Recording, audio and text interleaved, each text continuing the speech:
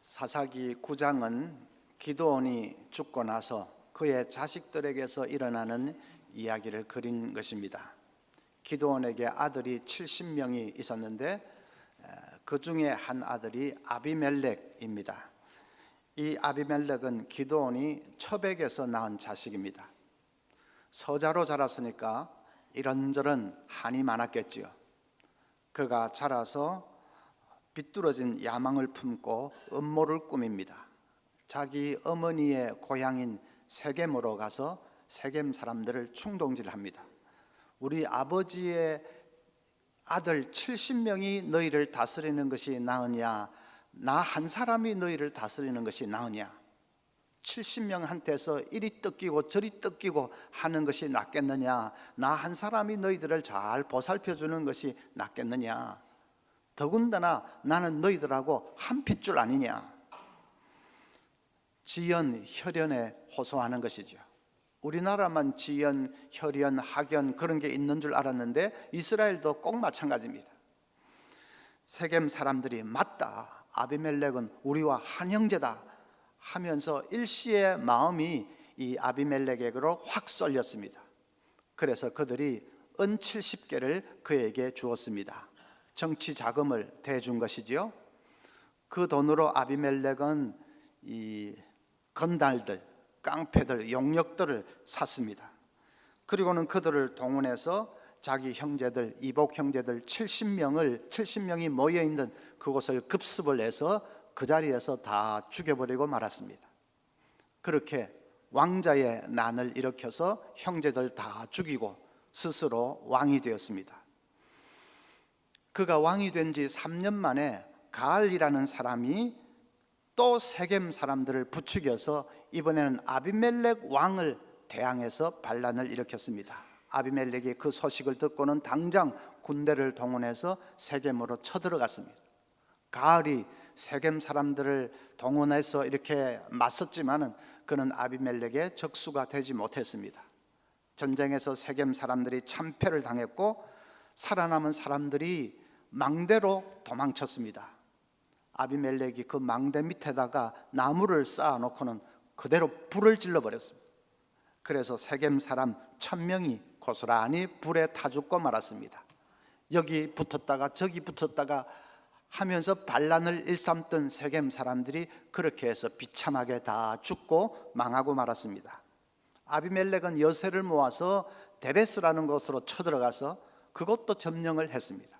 살아남은 사람들이 또 망대로 도망쳤는데 그래서 아비멜렉이 또 불을 놓으려고 망대 가까이로 다가갔습니다.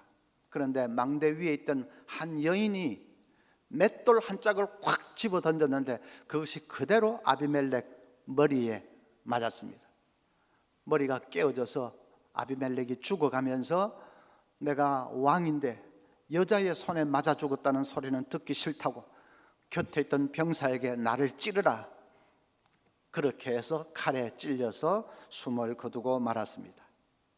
아비멜렉의 왕 노름은 3년 만에 그렇게 비극적으로 막을 내리고 맙니다. 제가 일일이 성경 구절 찾아보지 않고 그냥 설명만 했는데 그러면 여러분은 어떻게 해야 되죠? 집에 가서 복습을 해야죠. 이 9장을 한번 잘 읽어보시기를 바랍니다. 그러면 오늘 들은 말씀이 귀에 쏙쏙 들어올 것입니다. 자, 여기서 하나님이 주시는 메시지는 부모의 역할에 대한 것입니다. 부모가 어떤 역할을 하느냐에 따라서 자녀들의 이 인생의 운명이 결정된다는 것을 이처럼 충격적으로 보여주는 성경 구절도 아마 드물 것입니다. 부모가 어떤 역할을 감당해야 되느냐. 첫째는 부모는 자녀에게 믿음의 대물림을 해야 합니다. 기드온이, 다른 이름은 여룻바알이죠. 기드온이 왕행세를 했다 하는 것은 지난주에 말씀드렸습니다. 재물도 긁어 모으고 처첩들도 많이 거느리고 또 아들 이름을 아비멜렉이라고도 지었습니다. 아비멜렉 이름의 뜻이 뭐지요? 예, 내 아들은 내 아들이 아니고 내 아버지는 왕이다. 얼마나 왕이 되고 싶었으면 자기 아들 이름을 아비멜렉이라고 짓습니까? 그리고 자기 성읍 오브리에는 이렇게 금으로 된 에봇도 걸어놓았습니다. 그래서 백성들이 계속 자기 앞에 와서 머리를 조아리게 만들었습니다. 아비멜렉이 그것을 그대로 보면서 자랐습니다. 아버지가 저렇게 왕자리에 굶주려 하는 것을 보니까 왕이라는 것이 진짜 좋은 것이구나 하는 것이 깊이 각인이 됐습니다. 기드온은 말은 하나님이 왕이신데 무슨 인간 왕이 필요하냐, 말은 그럴싸하게 했습니다. 그런데 삶은 완전히 딴판입니다. 아비멜렉 이 아들이 아버지의 말을 보겠습니까? 삶을 보겠습니까? 삶을 보지요. 말은 그냥 사람들 듣기 좋아라고 하는 것일 뿐이고 삶이 진짜 본심이고 삶이 진짜 그 사람의 모습이지요. 아들이 그걸 압니다. 그래서 삶을 그대로 보고 배웠습니다. 자기는 자라서 진짜 왕이 되어버렸습니다. 형제들 다 죽여버리고 진짜로 왕이 되어버렸습니다. 얼마나 무섭습니까, 여러분? 부모를 닮아도 어떻게 그렇게 쏙 빼닮을 수 있는지 생각해보면 소름이 끼칠 정도로 무섭지 않습니까? 어떤 선생님은 한 학교에서 오래 있다 보니까 아빠와 아들 이 2대에 걸쳐서 가르쳤다고 합니다. 그런데 그 선생님 말이 아빠하고 아들하고 어떻게 그렇게 쏙 빼닮을 수 있는지 모르겠다고 했습니다. 아빠는 문제아로 학교에서 유명했는데 아들도 꼭 그렇더라는 것입니다. 그냥 점심시간 되기도 전에 도시락 까먹는 거, 그리고 지각을 밥 먹듯이 하는 거, 수업 도중에 그냥 월담을 해서 도망가는 것, 그 아버지 전문 분야였는데 아들도 꼭 그대로 하더라는 것입니다. 그래서 부전자전이라는 말이 진짜로 그냥 생긴 말이 아니구나 그렇게 느꼈다는 것입니다. 어떤 아빠가 아들이 이 예쁜 자를 가지고 노는 것을 보고 너 그 자 어디서 났어? 못 보던 건데 그랬습니다. 친구 집에서 가져왔어. 친구한테서 빌려온 거야? 그랬더니 아들이 아니 그냥 가져왔어. 아빠가 버럭 화를 냈습니다. 야 이놈아, 그러면 말도 안 하고 그냥 가져오면 도둑질이잖아. 왜 그런 짓을 해? 아빠한테 말하면 아빠가 회사에서 가져다 줄 텐데. 회사 거 가져오는 거는 도둑질 아닙니까? 아빠 정신 상태가 그러니까 아들이 무언중에 그대로 배우는 것입니다. 대물림을 합니다. 그런데 우리는 이 거짓을 대물림하지 말고 정직을 대물림할 수 있어야 되겠습니다. 악을 대물림하지 말고 선을 대물림할 수 있어야 됩니다. 믿음을 대물림할 수 있어야 합니다. 할버턴이라는 오페라 가수가 있는데 그분이 이런 말을 했습니다. 어느 날 내 아들과 이웃집 아이의 대화를 우연히 엿들었습니다. 이웃집 아이가 우리 아빠는 시장님을 잘 안다 하고 자랑하자 내 아들이 우리 아빠는 하나님을 잘 안다 하고 대꾸했습니다. 그 말에 나도 모르게 눈물이 왈칵 쏟아졌고 나는 서재에 들어가 실컷 울었습니다. 그 어린 아들 눈에도 우리 아빠는 하나님을 잘 안다, 하나님과 늘 대화한다, 그것이 아주 인상 깊게 마음속에 남아있는 것이죠. 여러분, 그것보다 더 강력한 교육이 어디 있겠습니까? 그 아이는 자라서 틀림없이 자기도 하나님을 잘 아는 사람으로 그렇게 성장하게 될 것입니다. 믿음을 대물림하기 위해서 여러분 가정예배를 꼭 드리십시오. 주일 저녁은 가정예배 드리는 시간입니다. 우리 주보 6면에 가정예배 순서지가 실려 있는 걸 아시지요? 아직 그것도 모르고 계시는 분이 계시면 좀 곤란합니다. 가정예배 순서지가 있습니다. 그 순서 따라가면서 쭉 그냥 예배를 드리면 됩니다. 그렇게 주일마다 20분씩 드리는 그 예배가 차곡차곡 쌓여질 때에 그것이 아이의 운명을 바꾸게 될 것입니다. 토요일 새벽 기도는 자녀들 좀 두들겨 깨워서 같이 나오시면 좋습니다. 전에는 제법 잘 했는데 요즘은 좀 흐지부지 된 감이 있습니다. 자식들에게도 기도의 훈련을 그래도 일주일에 한 번이라도 시켜야 되지 않겠습니까? 11조 드릴 때도 부부끼리 앉아가지고 속닥속닥 하면서 그렇게 드리지 말고 자녀들 앉혀놓고 우리 집 한 달 수입은 이 정도다, 그래서 이만큼 11조 한다는 거 자녀들 앞에 보여주면서 같이 하도록 하십시오. 부모의 삶을 보여주는 것보다도 더 강력한 교육은 없습니다. 자, 그럴 때 믿음의 대물림이 이루어질 것입니다. 둘째는 부모는 자녀에게 인생의 비전을 심어줄 수 있어야 합니다. 아비멜렉이 왕자의 난을 일으켰을 때에 아들 70명이 몰살을 당했는데 그 중에 한 아들이 살아남았습니다. 기드온의 제일 막내 아들 요담이 살아남았습니다.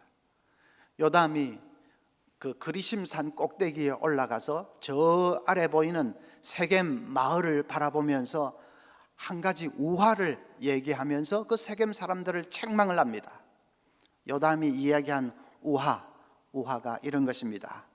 하루는 나무들이 감람나무를 찾아가서 당신이 우리 나무들의 왕이 되어주소서 간청을 했습니다. 감람나무가 나는 이 향기로운 기름을 생산해서 하나님과 사람을 영화롭게 해주는데 이 귀한 일을 두고 내가 왕이 되어서 어떻게 우쭐대겠느냐 하면서 이런지하에 거절을 해버립니다.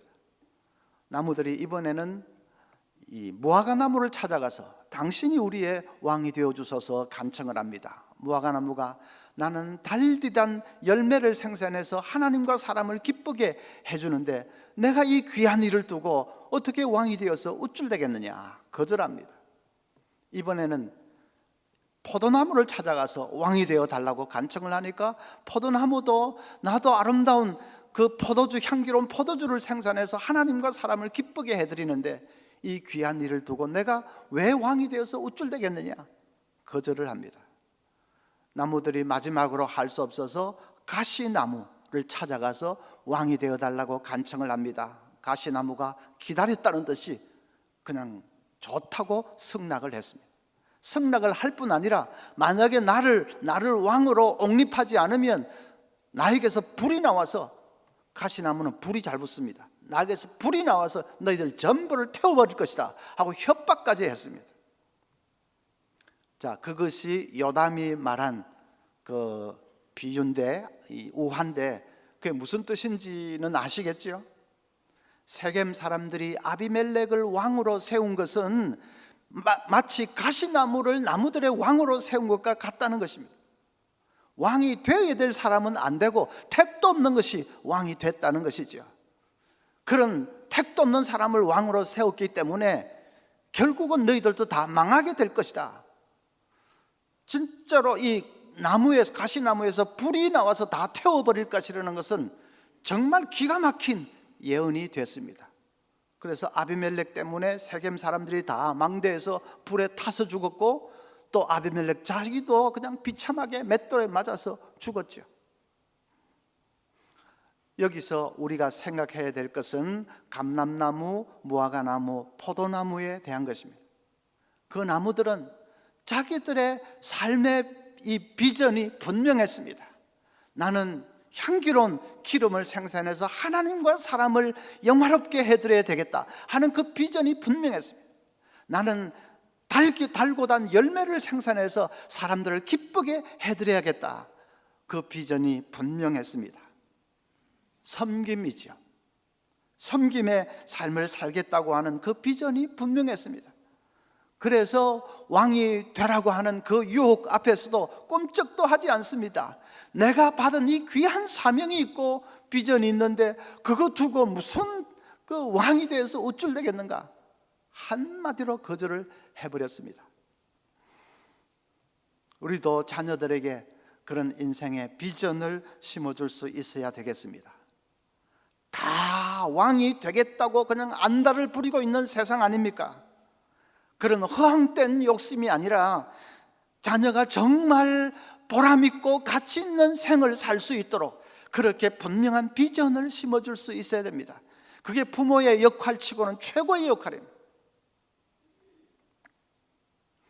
미국 한인 사회에서 자녀 교육으로 성공한 사람 하면 단연 전혜성 여사를 꼽습니다. 아들 고 경주 씨는 오바마 행정부 때 법률 담당 고문으로 지냈고, 또 고 홍주 씨는 보건부의 차관보를 지냈습니다. 한인으로서는 백악관의 최고위직에 오른 것이죠.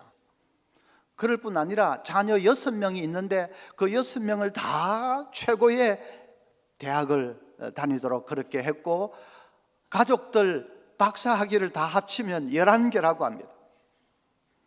어떻게 6명 자녀들을 다 그렇게 훌륭하게 키울 수 있었느냐 하는 기자들 질문에 그 전혜성 여사의 답은 늘 한 가지입니다.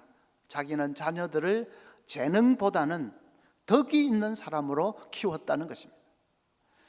재주가 덕을 앞지르면 안 된다 하는 것을 그냥 귀가 따갑도록 그렇게 가르쳤다는 것입니다. 그것은 자기 아버지가 자기에게 가르쳐준 교훈이기도 합니다. 아버지는 늘 자기에게 사람이 위대한지 아닌지는 그가 남에게 얼마나 도움을 베풀었는지, 덕을 베풀었는지를 보면 알 수 있다, 늘 그렇게 가르쳤다는 것입니다. 그래서 자기도 자식들에게 재능보다는 덕이 있는 사람이 되어야 된다 하는 것을 정말 귀에 따갑도록 그렇게 가르쳤습니다. 그러니까 자녀들이 이 안목이 넓어지고 보는 시야가 넓어지더랍니다. 겨우 점수 몇 점 가지고 발발 떠는 그런 아이들이 아니라 세상을 크게 보면서 할 일을 찾더라는 것입니다. 목표가 분명하니까 공부를 해도 아주 집중해서 하게 되고, 비전이 분명하니까 또 공부를 해도 지치지도 않습니다. 그래서 미 행정부의 책임 있는 그런 위치에서 소수민족의 인권과 복지를 위해서 크게 봉사하는 그런 삶을 살게 되었습니다. 인생의 비전을 심어주는 것이 얼마나 중요합니까? 북한이 왜 무서운지 압니까? 핵무기가 있어서 무서운 것이 아니고, 북한이 무서운 진짜 이유는 타가소가 있기 때문에, 타가소의 어린아이들을 그냥 어릴 때부터 이렇게 격리를 시켜놓고 밤낮 수령님 하면서 이 사상 교육을 시키기 때문에, 그래서 무서운 것입니다. 어릴 때 받는 교육이 무섭습니다. 인생을 사는데 가장 중요한 것들은 유치원 때 다 배운다 그렇게 하지 않습니까? 그래서 만약에 부모가 어린 자식들에게 어떤 삶이 가치 있는 삶인지, 어떤 삶이 보람 있는 삶인지 그것을 잘 심어주어서 자녀들이 어릴 때 거기에 대해서 눈이 확 열리면, 그러면 아무도 못 말립니다. 무섭게 달려가게 될 것입니다. 우리 교회 부목사님에게서 충격적인 얘기를 들었습니다. 목회 상담실이 이제 개설이 돼서 참 다행이라는 그런 얘기를 주고 받는데, 부목사님이 우리 대학부 학생들부터 상담을 받아야 됩니다 그럽니다. 제가 대학부 학생들을 왜 그랬더니, 대학부 학생 중에 우울증을 앓고 있는 아이들이 최소한도 10명은 된다고 합니다. 그 중에 몇 명은 중증이라고 합니다. 어떻게 그렇게 됐냐고 했더니 결국은 다 부모 탓이 아니겠느냐 그런 얘기를 했습니다. 부모는 뭐 인류 대학을 나왔지요, 사회적으로 상당한 지위에 있지요. 그런데 자녀는 대학이 시원치가 않습니다. 그러니까 부모가 늘 자녀를 못마땅하게 바라보고 또 닥달을 하고 그러는 겁니다. 그 닥달하는 것이 계속 쌓이니까 그 스트레스가 그냥 이제 우울증이 된 것이죠. 물론 어떤 아이는 부모는 별로 닥달을 하지 않는데 자기 스스로가 내가 부모님의 기대에 못 미치고 있다, 자꾸 그렇게 자기를 학대하다 보니까 그냥 우울증이 온 것이지요. 그 중에 한 아이는 신천지에 빠지기도 했답니다. 이단들 특징이 가면 그냥 안아주고 사랑해주고 막 하는 그거 간이라도 쏙 빼줄 정도로 그렇게 하는 게 이단들 특징 아닙니까? 집에서는 별로 사랑도 못 받고 하다가 어쩌다가 거기 갔더니 막 그러니까 그냥 쏙 빠진 것입니다. 그런데 그쪽에 설교가 좀 지겨워가지고 졸다가 그래서 빠져나왔다고 합니다. 진짜 설교라도 은혜스러웠으면 큰일 날 뻔했습니다. 우리 부모들 한번 자신을 돌아보시기를 바랍니다. 자녀들에게 너는 왜 왕이 못 되느냐고 그 다구치고 있는 것은 아닙니까? 그게 자녀들을 사랑하는 것이 아닙니다. 자기는 자식을 사랑해서 그런다고 하겠지요. 그런데 그게 사랑하는 것이 아닙니다. 자녀를 병들게 합니다. 안 그래도 지금 청년 절벽 시대를 당해서 그냥 절망하고 있는데 거기다가 막 너는 왜 그것밖에 못하냐고 다그치고 닥달을 해대면 진짜 병납니다. 격려를 하십시오. 학교가 그렇게 중요한 게 아니다. 네 인생 하나님의 손 안에 있는데 너무 걱정하지 마라. 격려하십시오. 하나님이 축복해 주시면 끝나는 거다. 그렇게 격려해 주십시오. 그리고 한 발 더 나아가서 정말 가치 있는 삶이 뭔지에 대해서 비전을 심어줄 수 있다면 그건 부모의 역할치고 최고의 역할이죠. 셋째로, 부모는 자녀의 인생을 하나님께 온전히 맡길 수 있어야 합니다. 9장을 쭉 읽으면서 여기에 왜 하나님이 등장하지 않는가 의문이 드는 분이 계실 겁니다. 인간들이 막 서로 죽이고 죽고 엎치락 뒤치락 하는 사건들이 연속되는데 하나님은 어떻게 가만히 보고만 계시는가 하는 의문이 드실 것입니다. 그런데 9장을 자세히 보면 하나님이 보고만 계신 게 아닙니다. 23절을 보면 하나님이 아비멜렉과 세겜 사람들 사이에 악한 영을 보내심에 세겜 사람들이 아비멜렉을 배반하였으니, 하나님이 아비멜렉하고 이 세겜 사람들 그 심판하기 위해서 그들에게 악한 영을 보내셨다고 했습니다. 그래서 서로를 불신하고 서로 배반하고 그래서 서로 싸우다가 다 망하도록 하나님이 심판하시기 위해서 악한 영을 보내셔서 역사하고 계셨습니다. 하나님이 악한 영만 보내시겠습니까? 하나님이 선한 영도 성령도 보내시지요. 심판하기 위해서는 악한 영을 통해서 역사하셨지만은 믿음의 사람들을 위해서는 하나님이 선한 영을 보내셔서 하나님이 역사하십니다. 그들의 인생을 하나님이 붙들고 인도해 주십니다. 감리교 신학대학의 이덕주 교수는 이 한국 교회사 부분에서 아주 탁월한 그런 학자입니다. 그분이 이런 간증을 했습니다. 자기가 초등학교 4학년 때 하루는 엄마가 어린 삼남매를 앞에 앉혀놓고 잘 들으라. 이제부터 너희는 내 자식이 아니다. 그렇게 하십니다. 이 이덕주 소년이 어린 마음에도 드디어 올 것이 왔구나 그런 생각이 들더랍니다. 왜냐하면 어머니는 35살 때 남편 여의고 찢어지게 가난한 살림을 살면서 그러면서 어린 삼남매를 키우면서 무지무지하게 고생을 하고 있었답니다. 그래서 엄마가 이제 너희들은 내 자식이 아니다 할 때에 엄마가 이제 더 이상 키울 능력이 없어서 자기들을 포기하는 줄 알았습니다. 우리들은 뿔뿔이 고아원으로 이제 흩어져야 되는구나 그렇게 알았답니다. 그런데 엄마 말은 그런 뜻은 아니었습니다. 그 즈음에 엄마는 밤마다 그냥 예배당으로 달려가서 철야 기도를 하셨는데 하루는 그냥 좀 푸념조로 하나님 저 삼남매 키우기가 너무 힘들어요 그렇게 넋두리를 했더니 마음속에서 성령의 음성이 들려오는데 왜 네가 키워? 그런 음성이 들려오더랍니다.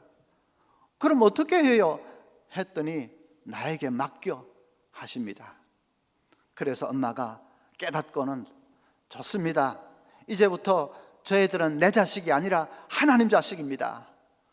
그렇게 얘기를 했습니다.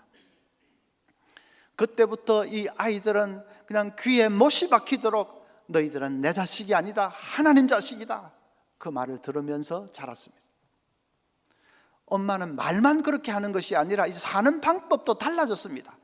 전에는 양식이 떨어지면 사방으로 외상 얻으러 다녔는데 이제는 그냥 예배당으로 달려가서 제단 앞에 무릎을 꿇고 떼를 씁니다. 하나님, 쌀이 떨어져서 당신 자식들이 다 굶게 됐네요. 어떻게 하시겠습니까? 밤새 떼를 쓰면 아침이 되면 희한하게도 누가 갖다 놓았는지 툇마루에 쌀봉지가 딱 이렇게 놓여 있는 것입니다. 중학교 다닐 때는 등록금을 못 내면 빨간색 고지서가 날아오는데 엄마는 그걸 들고 선생님 만나러 가는 것이 아니라 또 예배당으로 달려가서 또 하나님, 당신 아들 덕주가 이번에 등록금 못 내면 학교에서 잘린답니다. 어떻게 하시겠습니까? 그게 통합니다. 자기는 그렇게 가난했으면서도 뭐 중학교, 고등학교, 대학교, 대학원까지 등록금 없어서 학교에서 잘린 적은 한 번도 없었다고 합니다. 그러니까 어릴 때부터 엄마로부터 너희들을 기르는 것은 내가 아니다, 너희들을 먹이고 가르치고 하는 것은 내가 아니다, 하나님이 하신다, 그걸 그냥 늘 가슴에 못이 박히도록 들으면서 자랐습니다. 그리고 실제 삶에서 그걸 또 체험도 하고 경험도 하고, 그것보다 더 강력한 믿음의 교육은 없는 것이죠. 중학교 1학년 때는 열이 나고 다리가 너무 아파서 쓰러져서 병원에 실려갔습니다. 의사가 보더니 골수염이네요. 이런 시골에서는 치료 못해요. 서울로 데리고 가세요. 엄마가 의사 선생님에게, 아니 선생님도 의학 박사님인데 왜 못 고칩니까? 그냥 고쳐주세요. 그러니까 의사가 단호하게 말합니다. 5년 전에 내 아들도 꼭 이 병에 걸렸는데 몇 번이나 수술을 해도 안 돼가지고 결국 다리를 잘랐어요. 내 아들도 못 고쳤는데 남의 자식을 어떻게 고쳐야? 못합니다. 단호하게 얘기를 합니다. 그런데 엄마는 더 단호했습니다. 선생님, 이 아이는 하나님께 바친 아이예요. 그래서요, 이 아이는 죽으려면 서울 아니라 미국 가서 수술해도 죽어요. 살려면 이 아이는 여기서 수술해도 삽니다. 그러니까 선생님이 고쳐주세요. 그 말을 하는데 자기가 완전히 옆에서 그냥 멘붕이 됐습니다. 엄마 그 말이, 저는 이 애를 포기했어요. 뭐 죽으면 할 수 없지요. 그런 말로 들리는 것입니다. 그래서 이 사람이 정말 내 엄마 맞나 싶은 생각마저 듭니다. 의사 선생님이 하도 그러니까 혹시 잘못돼도 책임 못 집니다. 몇 번이나 다짐을 하고 서약서까지 쓰고, 그리고는 이제 아이를 수술실로 데려갑니다.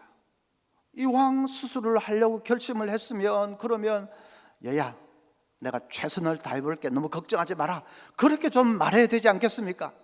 수술실로 가면서도 계속 자신 없는데, 내 아들도 다리를 잘랐는데, 내 아들도 다리 잘랐는데, 자신 없는데 계속 그러는 겁니다. 그러니까 이 소년 이덕주가 그냥 공포가 밀려왔습니다. 자기도 모르게 기도가 튀어나오더랍니다. 하나님, 내 다리만 자르지 않게 해주시면 하나님 종이 되겠습니다. 그 어린 아들이 내 다리만 자르지 않게 해주시면 하나님 종이 되겠습니다. 서원하고 또 서원했습니다. 그리고는 정신을 잃었습니다. 수술 다 마치고 깨어났는데 다리를 자르지 않았습니다. 재수술 한 번도 하지 않고 깨끗하게 완치가 됐습니다. 그 경험을 통해서 이덕주에게 믿음이 확실하게 자리를 잡았습니다.